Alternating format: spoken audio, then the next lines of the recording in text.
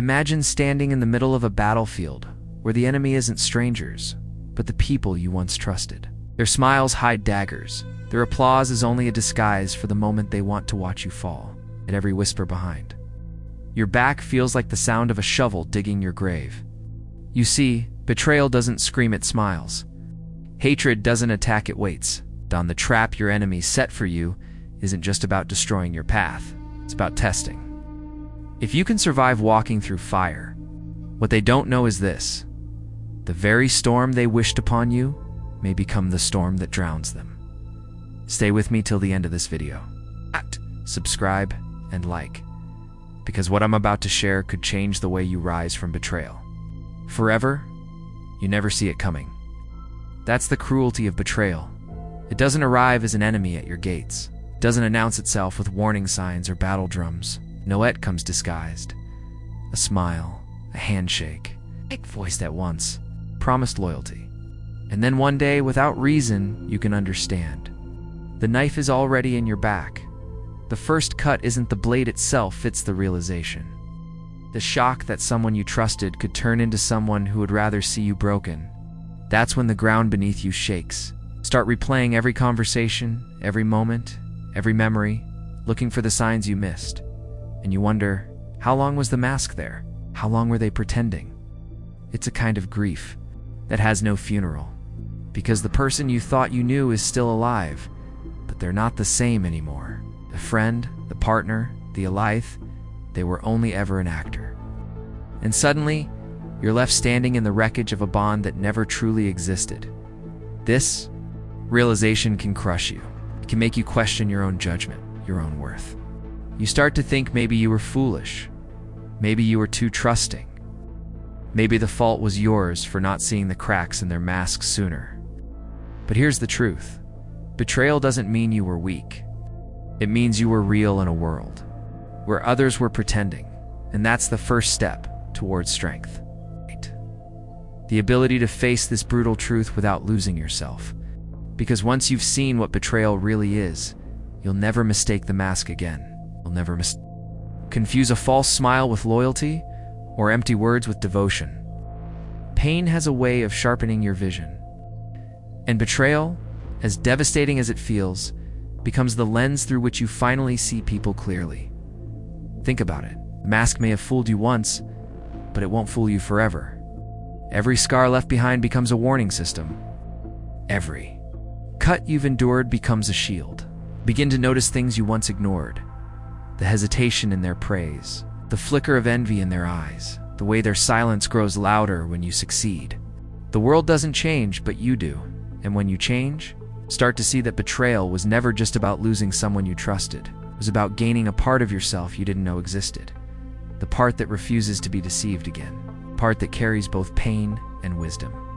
The part that walks into the fire and comes out harder, sharper, unshakable. The mask of betrayal hurts because it strips away the illusion of safety. But sometimes you need that illusion shattered. Sometimes you need to know who's truly standing with you and who's only standing near you. That clarity is a gift bought with pain. Though it may burn at first, it saves you from far deeper fires ahead. So yes, betrayal shakes the ground. It makes you question everything. But in that collapse, something stronger is built. Not trust in others, not yet, but trust in yourself. Trust in your ability to see, to endure, to rise. That is the gift hidden behind the mask. Because once you've faced betrayal and survived, you don't just recognize the masks people wear, you learn to wear none yourself. You become real in a world of pretenders. Nothing is stronger than that. You don't always recognize it at first. Envy doesn't scream your name in the open. It hides in shadows and glances too quick to catch, in words that sound supportive, but carry a weight that drags you down. It lives in the silence after your victory, in the way some people clap for you. It's with hands that secretly wish they were covering your mouth instead. Envy is different from hatred. Hatred declares itself. It burns openly. But envy is quieter, more dangerous. It wears the mask of friendship, of family, of partnership, smiles as you climb, but deep down it prays for the rope to snap. And when it cannot match your light, it plots to dim it. That's when the trap begins to take shape. Most traps are born from this very place, not because you wronged someone, not because you failed them, but because you reminded them of everything they couldn't be. Envy is not about you. It's about the mirror you unknowingly hold in front of them, a mirror that reflects their insecurities, their regrets, their wasted potential. When they see you shine, they see their own darkness more clearly. And some people would rather destroy the mirror than face what it shows. This realization is hard to accept, because you want to believe people celebrate you the way you celebrate them. You want to think loyalty means what it should. But the truth is, not everyone around you is clapping for you, they're calculating you. They're measuring the distance between where you are and where they're stuck. And the wider that gap grows, the more their envy festers into schemes. Rumors, sabotage, that's the trap. The attempt to cage your light so they no longer have to feel small standing next to it. But here's the shift. What they build out of envy isn't really a cage for you. It's a confession of their weakness. Every attempt to drag you down is proof of how high they believe you already stand. Think about that. If you were nothing, there would be no reason for their envy. If you were insignificant, they wouldn't waste their energy building traps. It's the very fact that they scheme against you is the loudest admission of your strength. And once you understand this, envy loses its power over you. You stop asking, why me? You start answering, because I carry something they don't. You stop shrinking yourself to make others comfortable, because you see the trap for what it is, a desperate attempt from people, drowning in their own failures. The trap of envy is meant to cage you, but it can't hold you if you refuse to step. Inside, you survive it by walking forward anyway, by letting their bitterness burn in the background while you keep building, keep rising. Their envy will eat them alive, but it cannot touch the one who keeps moving. And in the end, you realize this. Envy doesn't expose your weakness, it exposes theirs. Every time someone tries to chain you with jealousy, they reveal just how powerless they feel in their own life. And that is why envy is never truly your prison. It's their confession. It's their undoing. Pain has a way of staying with you long after the moment has passed. It's the betrayal, the loss, the humiliation. It carves itself into you like a scar. You can't erase. And sometimes it feels like that scar is all you are. You carry it in your chest, in your silence, in the way your trust begins to shrink. It doesn't just hurt you once, it follows you, haunting every new step you try to take. That's the first weight of panic poisons. It tells you not to try again. It whispers that you'll only be broken the same way that people cannot be trusted, that love and loyalty are illusions. It makes you retreat into yourself, building walls not out of strength, but out of fear. And when you live like that, the wound never heals, it spreads. It begins to dictate the shape of your life. But here's the truth most people never face. Pain doesn't just destroy, it gives you a choice. Every wound is a crossroad. It hardened into armor. The same scar that once made you flinch can become the very shield that keeps you standing. But the transformation doesn't happen by ignoring the pain. It happens by facing it, by letting yourself feel every cut until you understand what it taught you. When you do this, something begins to shift. You stop seeing the wound as proof of your weakness and start seeing it as evidence of survival. You realize that betrayal didn't end you. Failure didn't erase you. Loss didn't bury you. You're still here, scarred but breathing. And that scar isn't just a reminder of what hurt you, it's proof of what you endured. That's where the armor begins to form. Every lesson stitched into your scars becomes a layer of protection. You learn to recognize red flags sooner. You learn not to give pieces of yourself to those who don't value them. You learn how to stand up when everything inside you wants to collapse. This isn't numbness. This isn't shutting down. This is evolution. Pain, when carried with awareness, becomes the strongest part of you. It doesn't make you cold. It makes you unshakable. You no longer break under the same blows that once destroyed you. You no longer fall for the same masks that once deceived you. The same blade that once pierced your heart now bends against the armor it unwillingly forged for you. And in that moment, you understand the gift hidden inside the wound. You didn't just survive pain, you turned it into something indestructible. The scars you carry are not chains, they are shields. The very things that were meant to destroy you have become the reason you cannot be destroyed again. Because once pain becomes armor, betrayal cannot pierce you, failure cannot bury you, and loss cannot erase you. You are not defined by the wound anymore. You are defined by the strength it created. There's a moment after you're attacked, betrayed, or disrespected where every part of you wants to fight back. You want to scream, to defend yourself, to make sure everyone hears your side of the story. You want to prove you're not weak, not blind, not the fool they thought you were. That urge is human. That fire is natural. But sometimes, the most powerful thing you can do is nothing. Sometimes silence speaks louder than the loudest defense. At first, silence feels unbearable. It feels like letting them win. You think if you don't respond, the lies will spread, the disrespect will stain, the betrayal will define you. You imagine everyone believing their version, and you standing voiceless in the shadows. That's why silence feels like weakness, because it feels like surrender, but it's not. Not if you choose it, not if you understand it. Silence isn't the absence of power, it's the presence of control, when you stop giving your energy. To those who feed off your reaction, you starve them. You break the rhythm they depend on. Your enemies expect noise. They expect you to fight, to shout, to lash out in anger, because that's how they justify their own actions. But when you answer with silence, you steal their stage. You deny them the drama they crave. And then something shifts. Your silence doesn't make you invisible, it makes you untouchable. People start to notice the quiet strength in you, the way you refuse to be dragged into the mud. They begin to see the noise for what it really is, desperation, and the louder your enemies scream, the more their own words reveal them. Your silence becomes a mirror, reflecting their emptiness back onto them. But the true power of silence isn't about others, it's about you. Silence gives you space to breathe, to think, to rebuild. It pulls you out of the chaos and anchors you in clarity. In that quiet, you begin to understand that you don't need to fight every battle. Not every attack deserves your energy. Not every wound requires explanation. Sometimes walking forward in silence is the loudest victory you can claim. And here's the breakthrough. Silence isn't weakness. It's choice. It's saying, I will not waste myself on what cannot touch me. It's understanding that you don't have to prove your worth to people committed to misunderstanding it. It's realizing that the only voice that matters, only one that shapes your life, is your own. So the next time they shout, the next time they scheme, the next time they wait for your reaction, give them nothing. Let silence answer for you.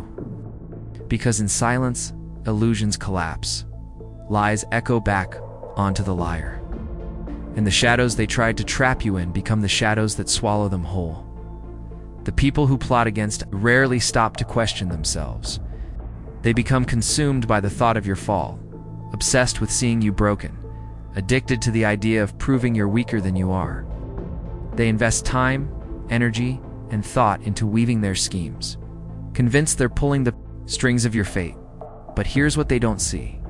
The deeper they dig your grave, the closer they come to burying themselves in it. At first, it feels like they're winning. You sense the weight of their whispers, the shadows of their plans. You watch opportunities slip away. Friends grow distant, and doors close not because of your actions, but because of the poison they spread. You feel surrounded, cornered, like the trap is closing in. And in those moments, it's easy to believe they've taken control of your story. But obsession always has a cost. What starts as a scheme against you slowly becomes their entire identity. They stop building their own life. They stop growing. Every thought becomes about you, how to ruin you, how to outshine you, how to erase you. And when someone's entire existence revolves around your downfall, they don't realize they're the ones standing still while you keep moving. Their hatred freezes them in place, and that's when the trap begins to turn. Because no matter how carefully it's built, no matter how cleverly it's hidden, every trap has a weakness, the one who built it. Their impatience, their ego, their blindness to their own cracks. The harder they try to pull you into the pit, the closer they lean over the edge themselves. Then comes the shift. What they thought would destroy you ends up strengthening you. The rumors they spread teach you who really stands with you. The opportunities they block push you toward doors you would never have found otherwise. The betrayal they hoped would break you instead forces you to rebuild stronger, sharper, impossible to deceive again. Their trap doesn't just fail, it forges you.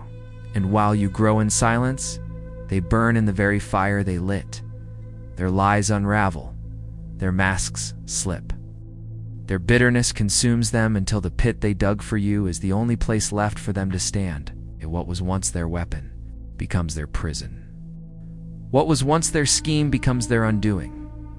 That's the truth they never see coming. Every time they try to bury you, they're only burying themselves. Every time they sharpen the blade, they carve deeper into their own weakness. The time they weave a trap, they tighten the net around their own life. So when the trap backfires, you realize something powerful. Your survival was never the real victory. The real victory is this: their hatred became their downfall, and your resilience became your rise. And nothing they built against you could change the outcome. It only made it inevitable. There comes a point when you start to feel the weight of people working against you. You sense it in their silence, in their smiles that don't quite reach their eyes, in the way opportunities slip through your fingers without reason. You don't always see the trap being built, but you feel it. The ground beneath you grows uncertain, and you begin to wonder if you're walking straight into a fall designed for you. That's how enemies work. They rarely confront you openly. Instead, they weave, they plot, they wait. They think they're clever, pulling strings behind the curtain, digging pits they pray you'll stumble into. And while they spend their nights obsessed with your collapse, you're left carrying the heaviness of their unseen hands trying to shape your fate. At first, it feels suffocating. You replay every step, every word, wondering where you went wrong, why they've chosen to see you as a threat. You feel outnumbered, stripped of control, like their obsession with your failure is more powerful than your will to rise. That is, the illusion, the feeling that their trap is unbreakable, that their design is flawless. But obsession has a cost. And the deeper they dig, the less they see. They lose themselves in their hatred of you, blind to their own cracks, blind to the fact that their lives have stopped moving forward. Every ounce of energy they put into destroying you is energy stolen from building themselves. Slowly, without realizing it, they turn their own trap into a prison. And here's the truth: traps only work on the unsuspecting. The moment you begin to see through it, the moment you stop running from the shadows and face them head on, the trap weakens. Their whispers teach you who to trust. Their sabotage forces you to adapt. Their betrayal sharpens your instincts. Everything they meant to use against you transforms into fuel that strengthens you. That's when the shift happens. The walls they built to cage you become the walls that close in on them. The pit they dug swallows the very hands that carved it. The backfire isn't loud, it isn't dramatic. It's slow, silent, inevitable. They crumble under the weight of their own obsession, while you rise out of the fire they set for you. And when you look back, you realize something undeniable. Their hatred never had the power to define your ending. It only revealed your strength to keep going. Their trap wasn't your grave, it was their confession. A confession that they feared you, that your light was too bright, that your resilience was beyond what they could handle. The backfire is proof. Proof that no matter how deep they dig, no matter how carefully they plot, destruction built on envy always collapses inward. And in the end, the pit they built for you becomes the only place left for them. The ashes teach you clarity. You no longer chase illusions. You no longer beg for acceptance. You no longer cling to what is unworthy of your spirit. You begin to build carefully, brick by brick, not from desperation, but from strength. You learn to trust yourself more than you trust anyone's promises. You learn that survival was not enough. Rebirth is the real victory. And when you finally stand tall again, when the dust settles and the new foundation is laid, you realize that the fire never destroyed you, it revealed you. It showed you the core that could not be burned, the soul that could not be taken. You didn't just survive betrayal, you became someone who cannot be broken by it again. That is what it means to rise from the ashes. Not to return to who you were, but to become someone greater than even the flames could imagine. Fear is a strange thing. You think it belongs only to youth, the tightness in your chest, the weight in your stomach, the voice that whispers you're not enough. But what you don't see is that those who stand against you carry their own fear too. And it is heavier than yours. Your enemies will never admit it. They wear confidence like armor. They speak louder than necessary. They plot as if they are in control. But behind all of it, beneath the masks and the noise, there's a shadow following them everywhere they go. A shadow called fear. Fear that you might rise. Fear that you might endure every trap, every betrayal, every wound and still move forward. Fear that their best efforts won't be enough to stop you.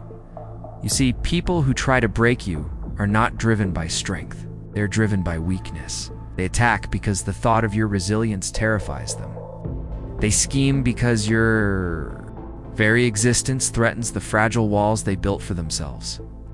The louder they mock you, the clearer their desperation becomes. The harsher they try to hold you down, the more they reveal the storm that's raging inside them. It changes something in you when you understand this.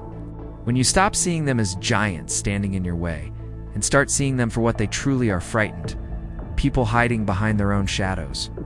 Their cruelty is not proof of their power. It is evidence of their fear. And here's where your strength begins to rise. Because when you see their fear, you no longer react the same way. Their words don't cut as deep because you know they're spoken to, cover trembling. Their traps don't scare you as much because you know desperation makes people reckless. Their presence doesn't shake you because you can feel the panic that drives them. The shadow of fear belongs to them, not you. And the moment you recognize it, you step into control. You realize that their fight is not truly with you, it is with themselves. They are terrified of losing what little ground they stand on. Terrified that the truth of who they are will be exposed when you refuse to fall. So let them fear. Let them whisper. Let them plot. Let them claw at walls that are already crumbling. Every ounce of fear they carry is a reminder that you have something they can't touch. Something that rises beyond schemes and shadows. Something they could never take from you, no matter how they try. And when the moment comes when their fear finally consumes them, you will see it clearly. You never needed to outscream them, outplot them, or outhurt them. You only needed to outlast their fear. Because the shadow they live in will eventually devour them, while you walk forward into the light they tried so hard to keep from you. That is the truth they cannot face. And it is the truth that sets you free. There comes a moment when running is no longer an option. A moment when your legs are tired, your heart is heavy, you realize you've been fleeing from battles that were never meant to destroy youth. They were meant to reveal you. You can only run for so long before you understand the truth. The battlefield doesn't shrink when you face it. Bends to the strength you bring. You've felt what it's like to be hunted, to look over your shoulder, waiting for the next blow, the next betrayal, the next trap. You've lived with that fear pressing against your back, making you believe you are weaker, smaller, unprepared. And in those moments, it almost feels like survival means hiding. But the problem with hiding is that it convinces you that the ground you're standing on belongs to someone else. It doesn't. It has always belonged to you. The shift happens the day you stop running. When you plant your feet and decide, this is where it ends.